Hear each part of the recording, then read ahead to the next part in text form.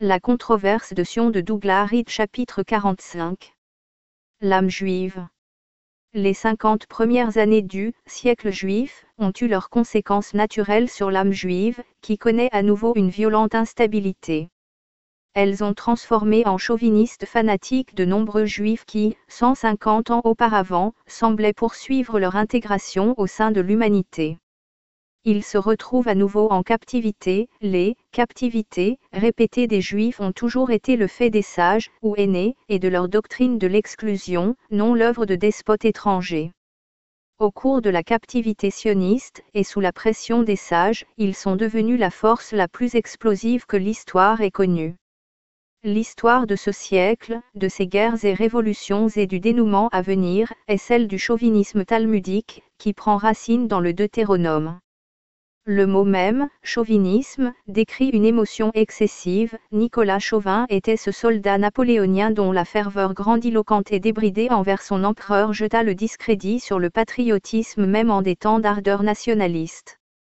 Néanmoins, le terme est inadéquat pour dépeindre l'effet du sionisme talmudique sur l'âme juive. Aucun mot autre que « talmudisme » n'existe pour décrire cette frénésie unique et sans limite.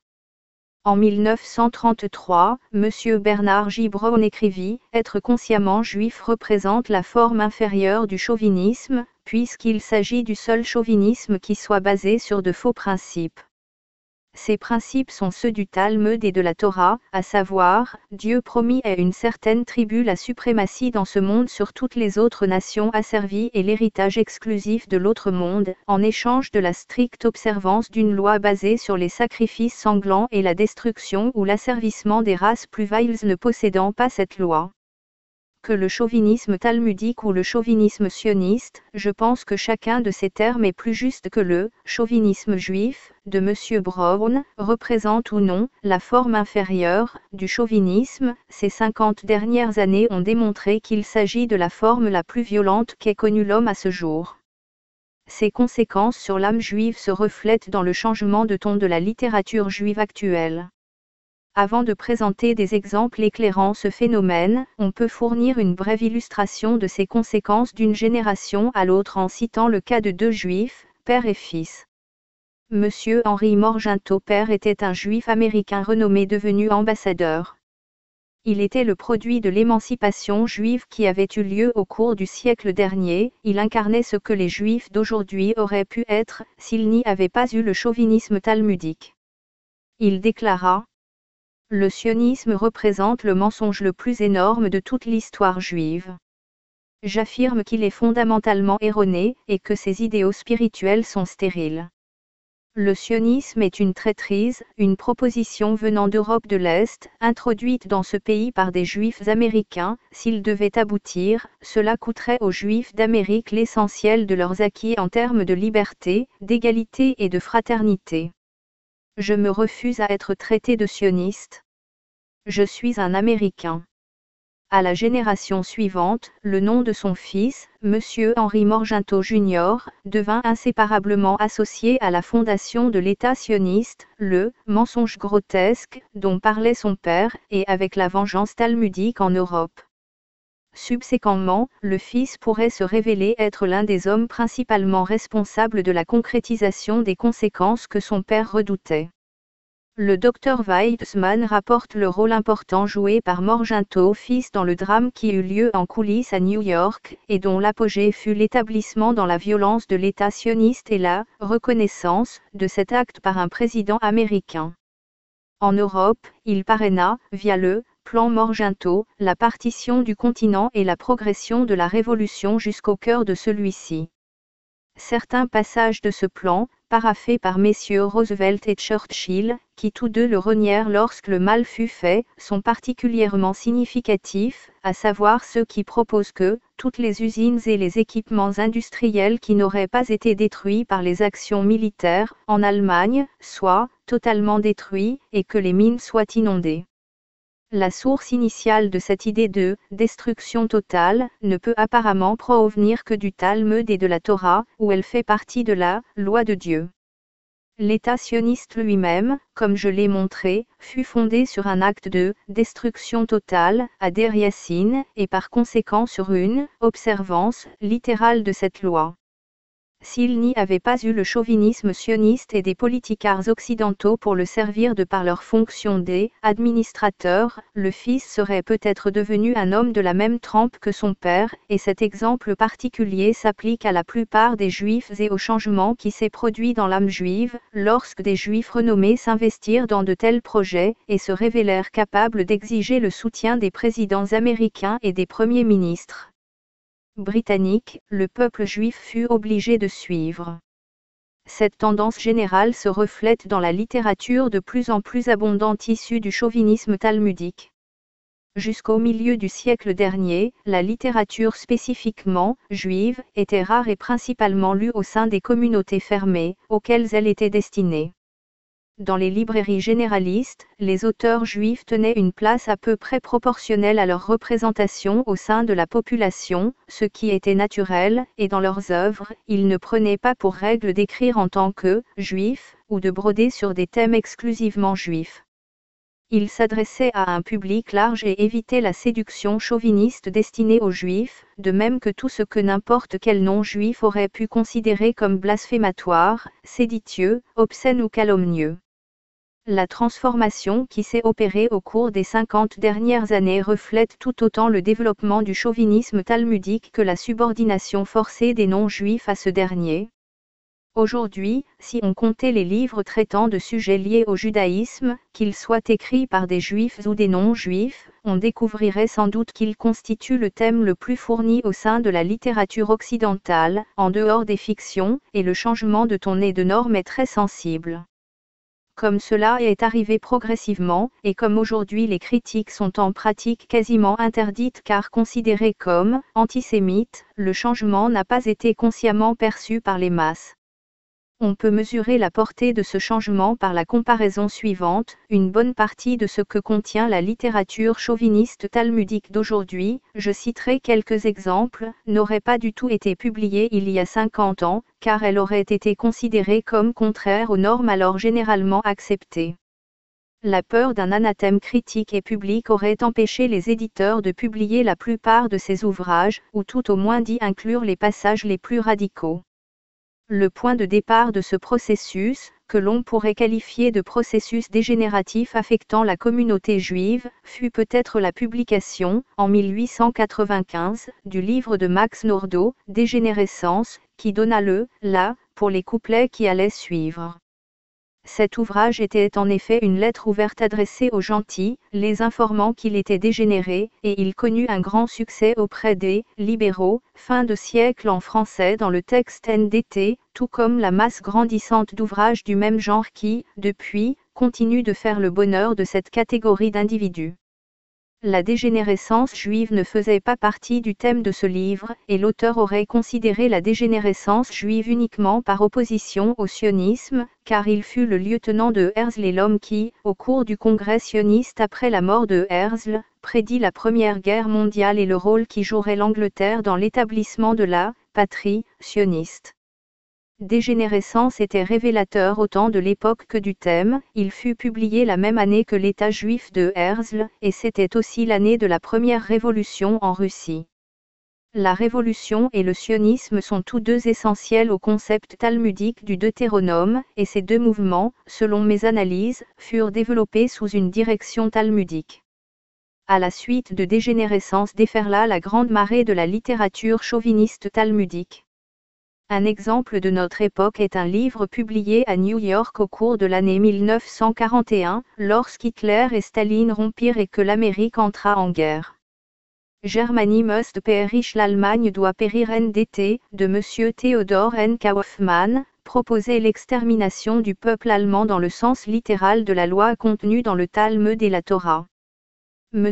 Kaufmann proposait que l'extinction de la race allemande soit réalisée par la stérilisation de tous les Allemands en âge de procréer, les hommes de moins de 60 ans et les femmes de moins de 45 ans, stérilisation qui aurait eu lieu dans les 3 ans suivant la fin de la guerre. Il proposait également que les frontières de l'Allemagne soient fermées pendant ce processus et qu'ensuite, le territoire soit partagé entre les autres peuples, si bien que territoire et population disparaîtrait de la carte. M. Kaufmann calcula qu'avec l'arrêt des naissances induit par les stérilisations, le taux de mortalité normal provoquerait une extinction de la race allemande dans les 50 à 60 années à venir. Je suis certain que le dégoût du public aurait dissuadé tout éditeur. 62. Kaufmann fonda The Argyle Press of Newark, basée dans le New Jersey, afin de publier ses impressions. Selon une critique du magazine Time du 24 mars 1941, Kaufmann fonda Argyle parce que, il ne voulait pas passer par un éditeur. Ce critique anonyme du Time compara l'ouvrage à Modeste Proposition, de Jonathan Swift, faisant remarquer que, contrairement à Swift, l'œuvre de Kaufmann n'était pas satirique. De publier cet ouvrage pendant la Première Guerre mondiale, et peut-être même à n'importe quelle époque antérieure depuis l'invention de l'imprimerie. En 1941, il fut publié avec les éloges de 2 grands quotidiens américains, tous 2 détenus et dirigés par des Juifs. Le New York Times décrivit la proposition comme « un plan permettant une paix permanente entre les nations civilisées », le Washington Post la qualifia de « théorie provocante », présentée d'une manière intéressante. 63. L'information actuellement donnée par Wikipédia au sujet de ce livre inclut ceci: la dernière de couverture de l'ouvrage contient des soi-disant extraits de critiques. Par exemple, on peut lire dans l'un des extraits « Un plan pour une paix permanente entre les nations civilisées ». New York Times. En réalité, le Times n'a jamais publié de critique de cet ouvrage. Cette citation est l'intégralité d'un résumé en une ligne, plus le point d'exclamation, de Germany Must Perish, qui fut publié dans la rubrique Les derniers livres reçus de ce journal. Les derniers livres reçus, New York Times. Le 16 mars 1941. P. Br 29, cette excuse ne prouve pas que le critique du New Times n'ait pas lu et approuvé l'extrait cité en dernière de couverture, ou n'ait pas eu l'intention de le promouvoir. La manière dont Wikipédia présente l'affaire est spécieuse. Cette proposition était plus littéralement talmudique que tout ce que j'ai jamais pu rencontrer par ailleurs, mais l'esprit qui l'animait soufflait dans de nombreux autres ouvrages. La haine qui y était exprimée n'était pas limitée aux Allemands, elle s'étendait aux Arabes et pour un temps, aux Britanniques, de la même manière qu'elle avait précédemment été dirigée contre les Espagnols, les Russes, les Polonais et bien d'autres. Il ne s'agissait pas d'une affaire personnelle, étant le produit final de l'enseignement talmudique, cette haine s'appliquait impartialement à tout ce qui n'était pas judaïque, ciblant d'abord un ennemi symbolique et ensuite un autre, dans un monde où, selon la loi lévitique, tous étaient des ennemis. Le développement et l'expression ouverte de ce sentiment viol, qui n'était plus limité par le besoin initial de respecter les standards occidentaux généralement acceptés, explique les craintes exprimées par M. Brown en 1933, par le rabbin Elmer Berger pendant les années 40 et par M. Alfred Lilienthal au cours de la décennie actuelle. L'illustration de ce sentiment dans les ouvrages juifs justifiait leur inquiétude. Livre après livre, les écrivains juifs, dans un style introspectif, examinaient l'âme juive et à la fin, aboutissaient à des expressions de mépris ou de haine envers tel ou tel autre groupe de non-juifs, tout ceci exprimé en des termes chauvinistes. M. Arthur Steele, décrivant son analyse du judaïsme, écrivit « La chose la plus déconcertante fut de découvrir que la saga du peuple élu semblait être prise de façon tout à fait littérale par les juifs traditionalistes. Ils se plaignaient de discrimination raciale, et affirmaient en même temps leur supériorité raciale basée sur l'alliance de Jacob avec Dieu. L'effet de cette découverte déconcertante, concernant cette âme juive si particulière fut que, plus je découvrais le judaïsme, plus j'étais bouleversé, et plus je devenais profondément sioniste. La cause probable, le terme « raison » ne peut pas être utilisé pour décrire une réaction aussi illogique, de cet étrange effet provoqué en M. Xtele est contenu dans ces 200 pages de complaintes concernant la persécution des Juifs en Europe et leur expulsion de ce continent. Il évita de se plaindre en justice en estimant que les Arabes, qui n'avaient rien fait de mal, devaient souffrir, décrivant une famille arabe, persécutée en Palestine et expulsée de ce pays par les sionistes, en ces termes, la vieille femme marchera devant et mènera l'âne par les rênes, et le vieil homme le chevauchera, plongé dans une profonde méditation sur l'occasion manquée de violer le plus jeune de ses petits-enfants. Dans cette description, les victimes n'étant pas juives, on fait en sorte que les actes de persécution et d'expulsion apparaissent comme respectables, en attribuant aux victimes des pensées révoltantes.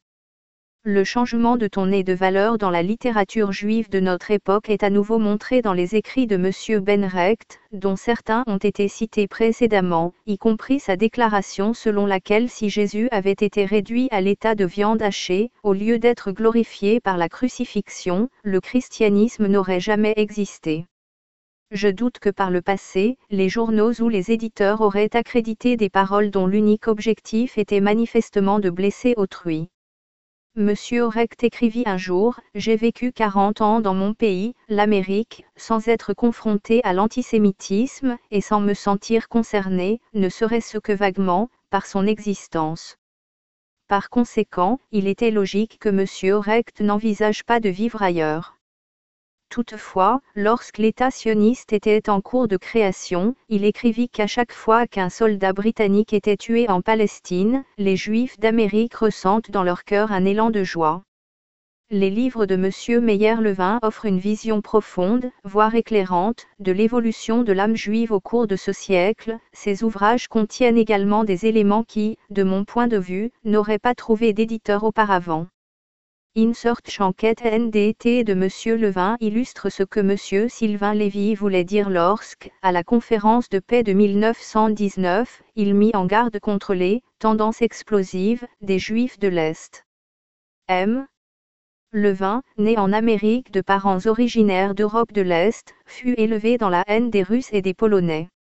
Il semble avoir trouvé peu de satisfaction dans le nouveau pays où il était né, et pendant ses années de jeune adulte, fit office d'agitateur au sein des mouvements ouvriers de Chicago.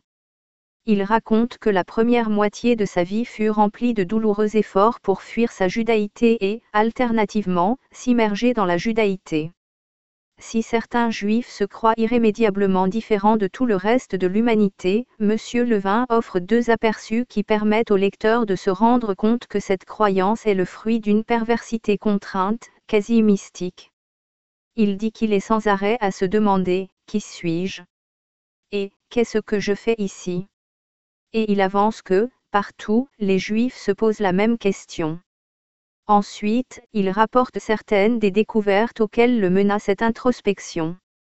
Décrivant le meurtre commis par Léopold et Elbe à Chicago, où deux jeunes juifs, fils de parents aisés, tuèrent et mutilèrent un jeune garçon, lui aussi juif, pour des raisons extrêmement morbides, il déclare « Je crois que derrière l'horreur bien réelle que ce cas inspire, l'horreur d'avoir réalisé que des êtres humains portaient en eux des tendances meurtrières qui allaient au-delà des simples motifs d'avidité, de cupidité ou de haine, au-delà de tout cela, il y avait un sentiment inhibé de fierté envers l'excellence de ces garçons, de compassion pour ces esclaves de leur curiosité intellectuelle, une fierté liée au fait que ce nouveau degré particulier dans le crime, même ça, c'était des Juifs qui l'avaient atteint. De façon confuse, avec une crainte mêlée de respect, et dans cette élégance momentanée inhérente à la soif d'expérience, j'eus le sentiment que je les comprenais, et que surtout, en tant que jeune Juif intellectuel, je me sentais proche d'eux. À une autre occasion, il décrit le rôle qu'il joua, il le qualifie d'aide bénévole, mais on pourrait légitimement utiliser le terme agitateur, pendant la grève des sidérurgistes en 1937 à Chicago, lorsque les grévistes et la police s'opposèrent et que des coups de feu furent tirés, entraînant la mort de plusieurs personnes. Monsieur Levin, en tant que bénévole, s'était mêlé à la procession des manifestants et s'enfuit avec les autres lorsque la fusillade commença. Il n'était ni sidérurgiste ni gréviste. Ensuite, avec d'autres, apparemment eux aussi bénévoles, il organisa un grand meeting. Au cours de celui-ci, il montra des diapos réalisés à partir de photos de journaux dont il avait enlevé les légendes. Il accompagna ces images de ses propres commentaires, dans des termes choisis afin de donner à ces photos une interprétation enflammée, différente de celle des légendes originales. Il déclare : un grondement tellement étrange s'éleva que j'eus l'impression que le vaste auditorium était devenu un chaudron de rage, se renversant sur moi. J'eus le sentiment que je ne pourrais jamais contrôler la foule, qu'elle allait se précipiter vers les portes, sortir en courant et brûler l'hôtel de ville. L'impact de ces images était si révoltant. À cet instant, je réalisai pleinement le danger du pouvoir, car je sentis que quelques mots auraient suffi à déclencher une violence supérieure à celle qui s'était manifestée le jour du souvenir. Si parfois, je m'étais senti exclu en tant qu'étranger, artiste et juif, je savais que l'action universelle existe. Je perçus que peut-être l'une des raisons du réformisme social des Juifs était le besoin de se fondre dans ces mouvements qui englobent son propre problème. Une fois de plus, ces mots rappellent la complainte, ou menace, selon son intention, exprimée par M. Maurice Samuel en 1924, « Nous les Juifs, les destructeurs, resterons les destructeurs à jamais ». M. Levin semble dire que ce n'est que dans l'incitation d'autrui qu'il pourrait, lui elle, étranger, se sentir, inclus, ou voir, son problème, englobé. L'incitation de la foule, stupide et irraisonnée, est le thème central des protocoles de 1905. Dans le passage cité, M. Levin semblait sous-entendre qu'il ne pourrait se sentir impliqué dans l'humanité qu'en incitant ainsi une foule. Ces derniers voyages furent entrepris dans le même esprit.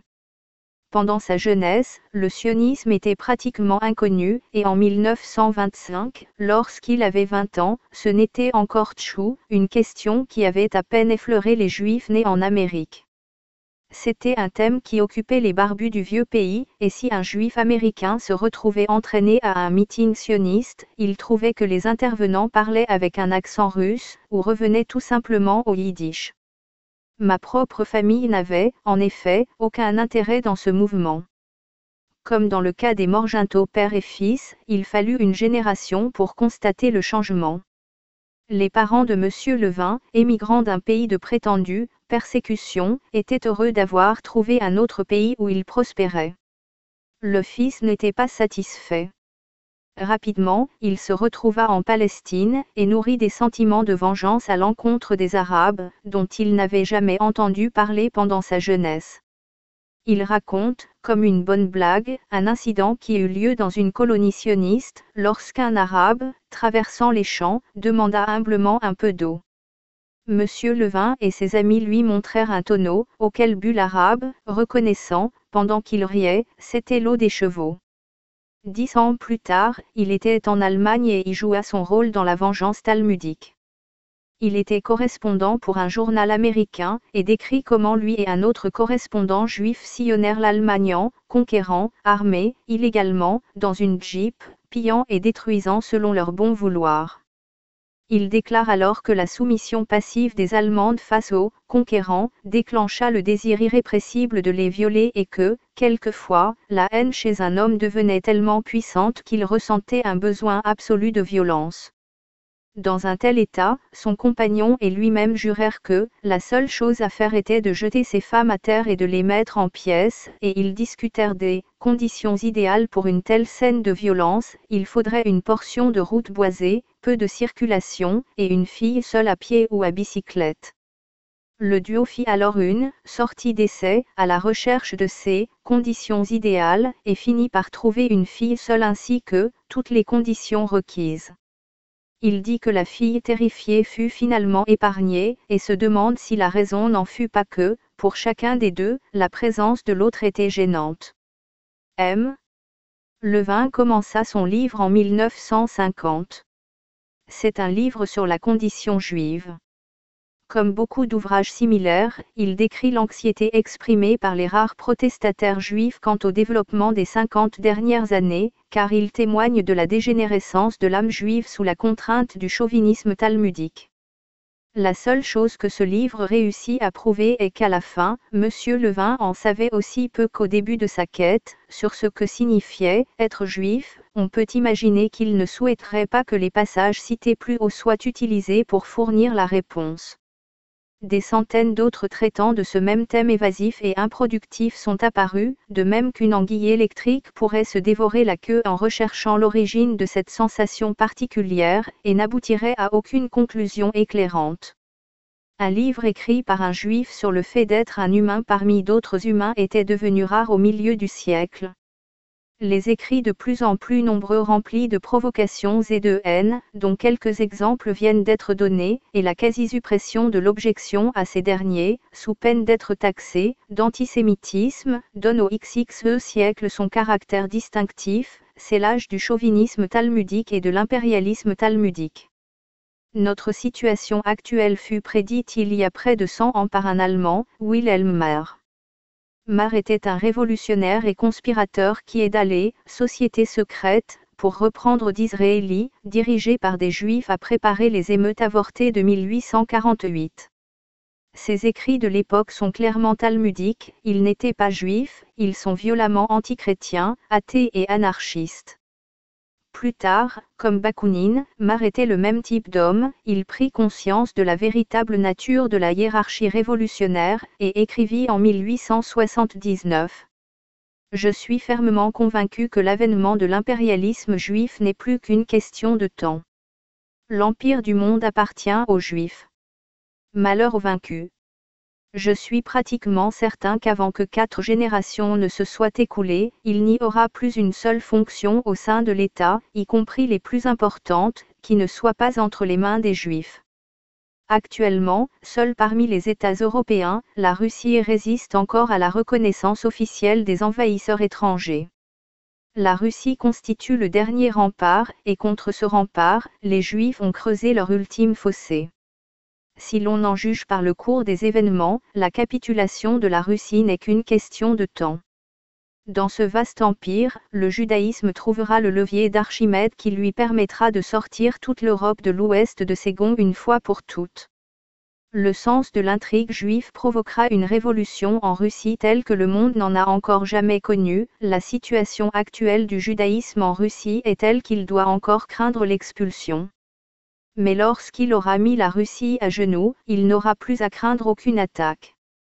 Quand les Juifs auront pris le contrôle de l'État russe, ils entreprendront la destruction de l'organisation sociale de l'Europe de l'Ouest. La dernière heure de l'Europe sonnera au plus tard dans 100 ou 150 ans. La situation actuelle de l'Europe, au sortir de la Seconde Guerre, montre que cette prévision s'est largement réalisée. En effet, il ne reste plus que le dénouement, pour un accomplissement total. À ce sujet, la vision de Marr fut peut-être trop pessimiste. Jusqu'à ce jour, l'histoire du monde n'a pas connu de décisions irrévocables, de victoires décisives, de conquêtes permanentes ou d'armes absolues. Le dernier mot, jusqu'à maintenant, s'est toujours avéré conforme à ce passage du Nouveau Testament, ce n'est pas encore la fin. Toutefois, la dernière partie de la prévision de Marr, le 3e acte de la tragédie du XXe siècle, est manifestement proche, quelle que soit son issue et ses répercussions ultérieures, et afin de s'y préparer, l'âme juive a été de nouveau emprisonnée par le chauvinisme talmudique.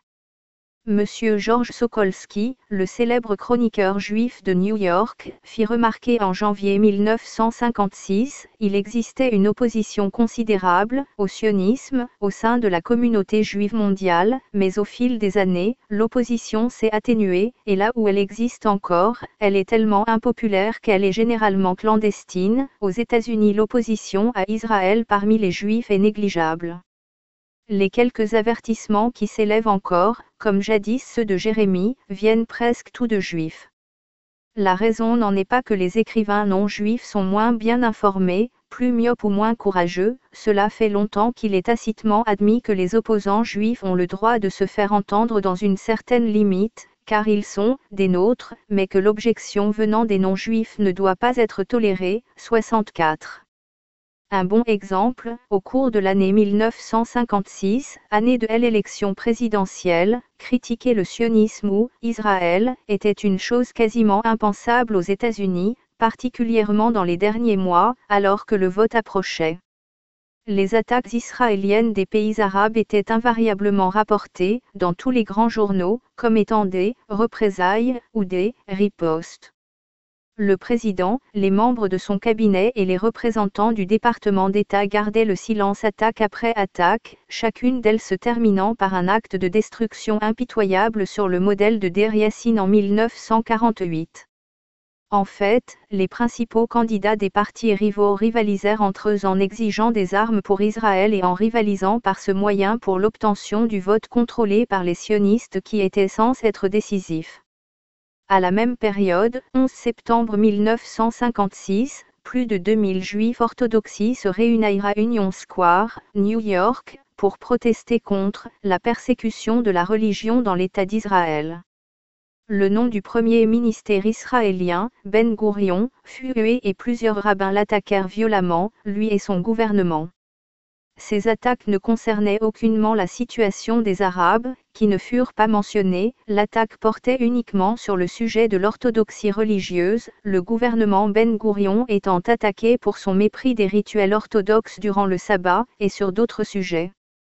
Néanmoins, cette attaque fut publique, alors que les critiques, sur quelque motif que ce soit, provenant des milieux non-juifs étaient en fait quasiment interdites à cette époque. À la même période, 1er septembre 1956, les émeutes juives répétées en Israël même atteignirent leur point culminant lors d'un soulèvement qui fut réprimé par la police, entraînant la mort d'un homme. Cet homme appartenait à un groupe qui refusait de reconnaître le gouvernement israélien, et soutenant que le rétablissement d'un État juif dépendait de la volonté divine. Incidemment, c'est l'une des thèses principales du livre du présent auteur, un non-juif. La victime, sur la foi de cette croyance, fut décrite par les journaux new-yorkais comme un extrémiste religieux. Vu l'état de la presse occidentale aujourd'hui, dans cette troisième partie de XXe siècle, cette règle est observée presque sans exception. À ce propos, les quelques avertissements cités ici viennent de juifs. Monsieur Frank Chodorov déclara au gouvernement américain, Human Events, 10 mars 1956, qu'au Moyen-Orient, il ne traitait pas en réalité avec le gouvernement israélien, mais avec les Juifs américains. Il est certain que nombre de bons et loyaux Américains de confession juive se réjouiraient d'une confrontation, non seulement pour marquer leur fidélité à ce pays et face au sionisme mondial, mais aussi pour desserrer l'étreinte que les sionistes ont sur eux. De la même manière, M.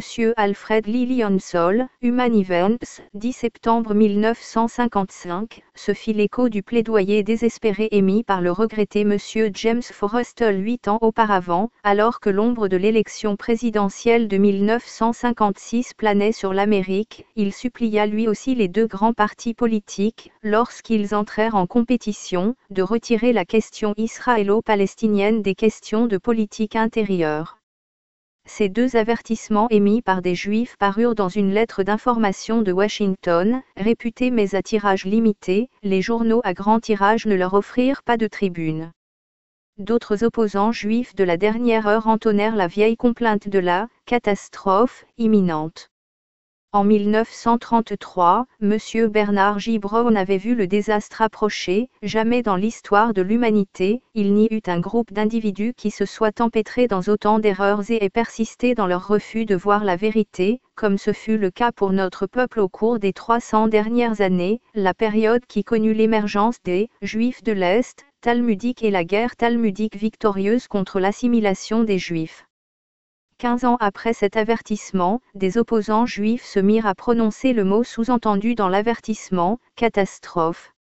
Le rabbin Elmer Berger écrivait en 1951, à moins que les Américains de confession juive, et un grand nombre d'Américains d'autres confessions que l'on a fourvoyés en les amenant à soutenir le sionisme, ne reviennent aux fondamentaux de la vie américaine et du judaïsme, nous nous dirigeons vers ce qui ressemble à une catastrophe.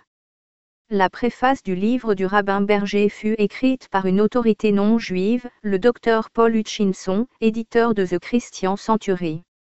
Il fut plus explicite, cette revendication du droit des Juifs américains de refuser l'assimilation est en train de mener à une crise qui pourrait avoir des conséquences déplorables. Il devient déjà clair qu'à chaque fois qu'Israël se retrouvera dans un conflit, et nombre de ses décisions politiques, en particulier dans les domaines de l'économie et de l'immigration, semblent presque conçues pour produire des conflits, on attendra des Juifs américains qu'il exerce une forte pression sur le gouvernement des États-Unis afin qu'il intervienne pour arranger les choses. Les dirigeants sionistes n'ont pas hésité à pousser ce comportement à l'extrême, jusqu'au chantage politique. Ces mots furent écrits de nombreuses années avant que l'ex-président Truman ne confirme ce fait dans ses mémoires. Cela peut continuer encore un petit moment à cause de notre système électoral particulier, mais New York n'est pas les États-Unis, et si ce type d'intervention musclée au nom d'un État étranger perdure, attendez-vous à une explosion. Ces avertissements, bien que clairs pour les Juifs, pourraient produire dans l'esprit des non-Juifs l'impression fausse que les Juifs vont droit à une catastrophe de leur propre fait, que dans ce cas, le chauvinisme talmudique leur retombera dessus, et schließlich en allemand dans le texte, enfin, NDT, qu'ils ne devront alors s'en prendre qu'à eux-mêmes. En particulier, les suffisants et les rancuniers pourraient tomber dans cette illusion. Ce serait effectivement une illusion. Ce phénomène récurrent dans l'histoire telle qu'elle est écrite, la catastrophe juive, est invariablement la petite part concernant les Juifs dans une catastrophe générale, la proportion étant, disons, d'environ 1% du malheur global. Les monstrueux faux-fuyants de la Seconde Guerre à propos des 6 millions de Juifs qui périrent, ne changent rien à cette vérité immuable.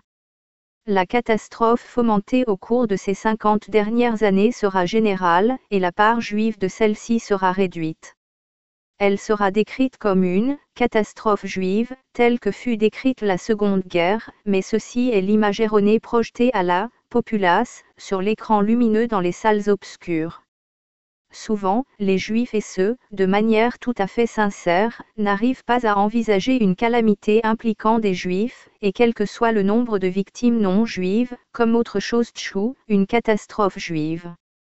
Il s'agit d'un paradigme provenant de l'enseignement originel du Talmud et de la Torah, dans lesquels seul le peuple élu jouit d'une véritable existence, alors que les autres sont des ombres ou du bétail. Le livre de Carl Stern, The Pillar of Fire, en offre une illustration. M. Stern, un juif qui grandit en Allemagne entre les deux guerres, est parti au Canada où il se convertit au catholicisme, dit qu'il y avait au sein du mouvement de la jeunesse juive en Allemagne, dans les années 20, une ambiance générale qui semblait annoncer les événements qui allaient se produire plus tard. Il y avait une atmosphère latente de tristesse, de questions et de doutes concernant la grande catastrophe juive ou plutôt la grande catastrophe européenne dans laquelle la destinée des Juifs était entremêlée d'une façon si étrange. Dans cet extrait, la vérité est reconsidérée d'une façon claire et juste qui ne viendrait pas à l'esprit, ni ne serait exprimée au sein de la communauté des écrivains juifs. Monsieur Stern constitue un cas exceptionnel, et lorsqu'il écrivit ces mots, la grande catastrophe juive, il en décela les mensonges et les souligna, néanmoins, même lui laissa sa première déclaration telle qu'elle.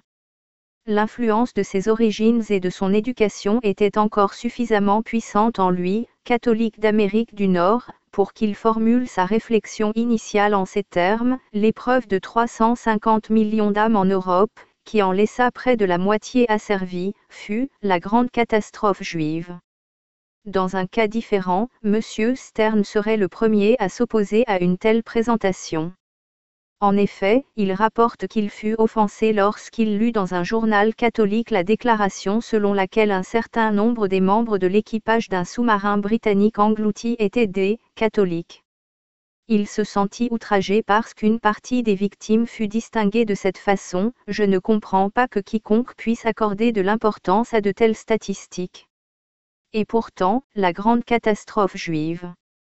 La catastrophe, impliquant tout le monde, et qui a été préparée pendant ces 50 ans, ne sera pas spécifiquement juive dans le sens de la prédominance d'une souffrance juive, mais parce qu'elle sera, à nouveau, dominée par la question juive, par l'effort de subordonner toutes les énergies produites à des objectifs considérés comme juifs, et parce que les populations juives seront utilisées pour aider à son déclenchement.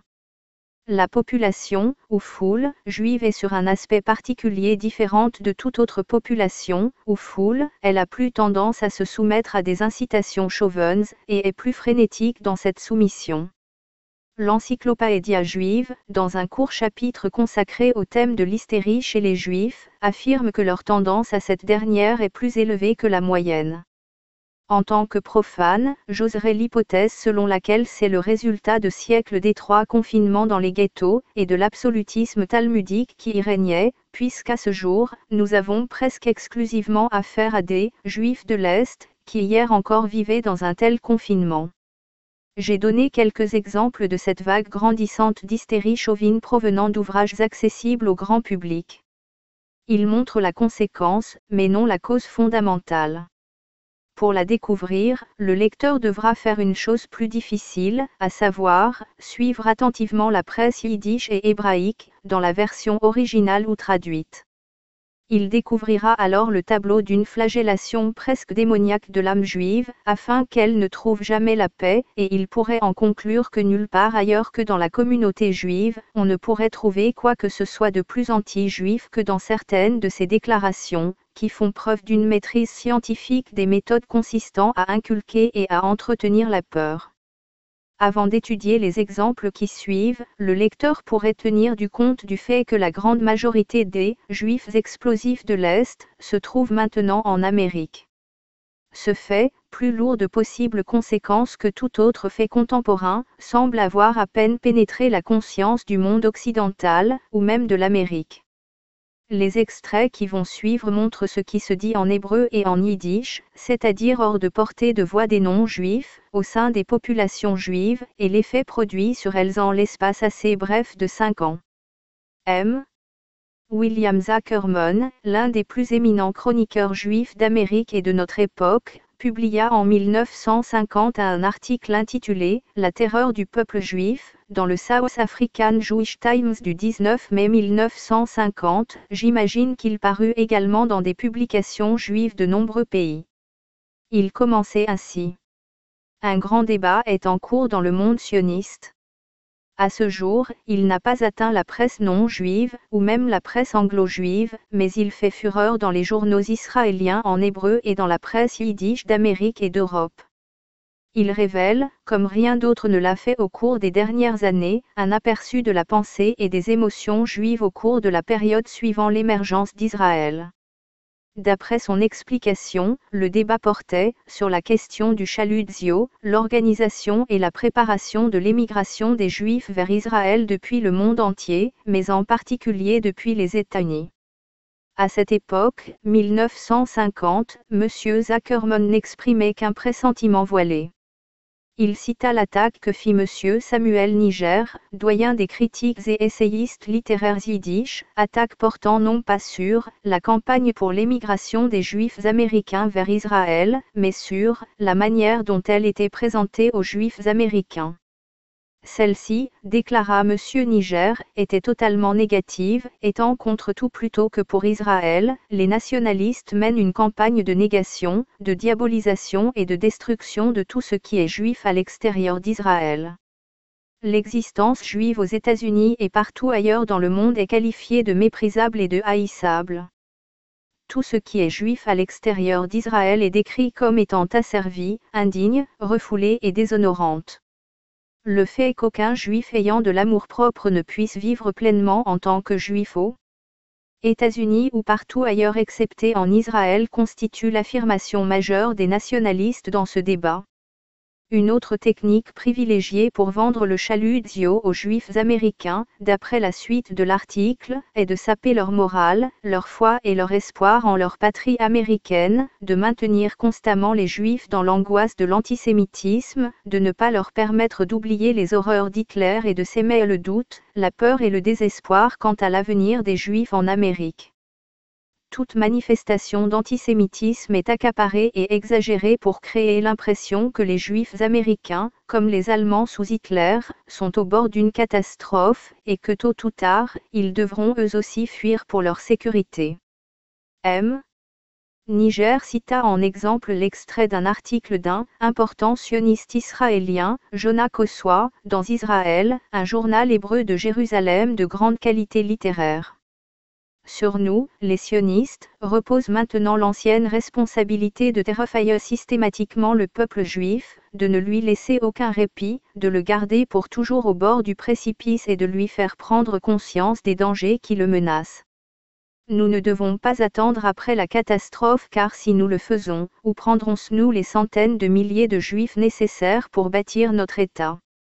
Ce n'est pas dans le futur, mais c'est maintenant que les juifs doivent se sauver eux-mêmes. Le lecteur remarquera que la catastrophe est une nécessité politique ou une fatalité, et d'après ces extraits, il peut commencer à comprendre pourquoi l'encyclopédia juive mentionne une tendance à l'hystérie chez les juifs. M. Zuckerman souligna que cette forme extrême de propagande pour le chalutio est maintenant la plus utilisée en Israël. Il cita une forme plus modérée de cette théorie, décrite par M. L. Froiquin, éditeur de la revue sioniste Kiyum à Paris. M.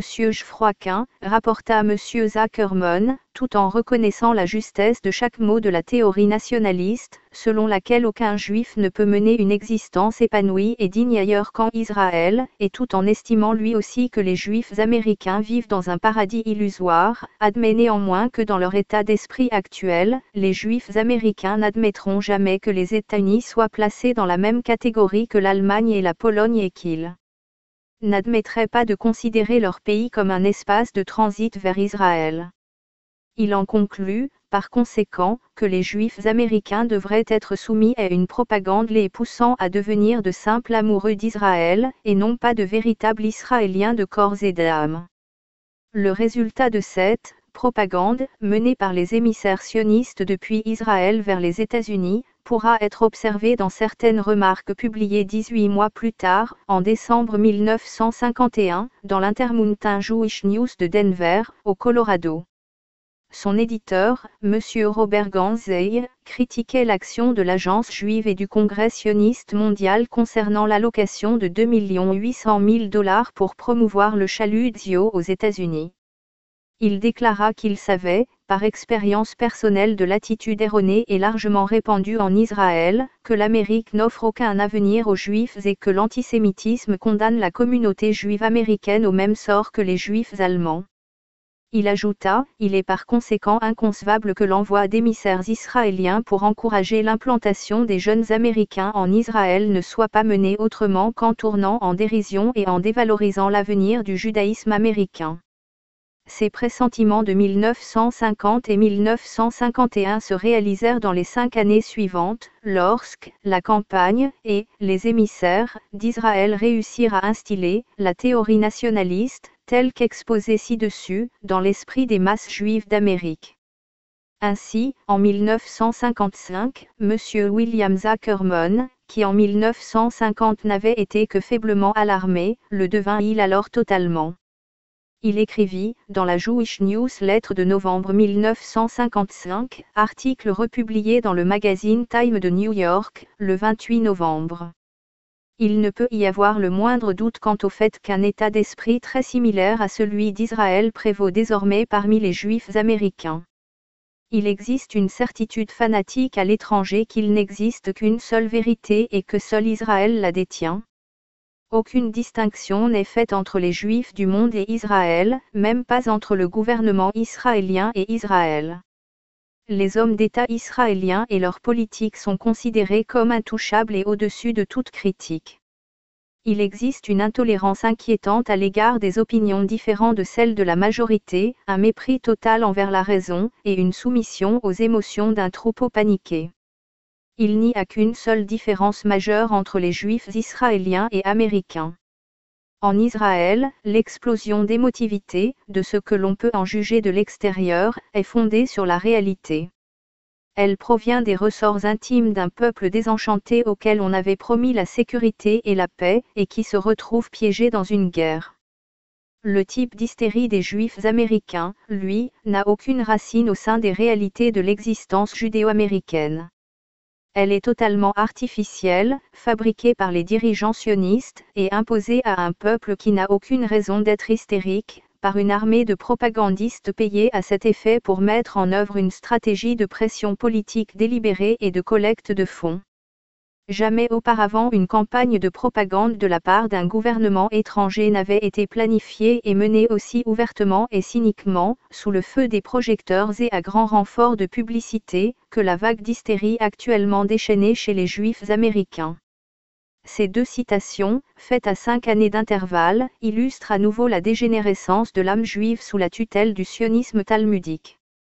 Elles amènent également cette histoire de 3 guerres à la veille de la troisième, si « veille » est le terme approprié.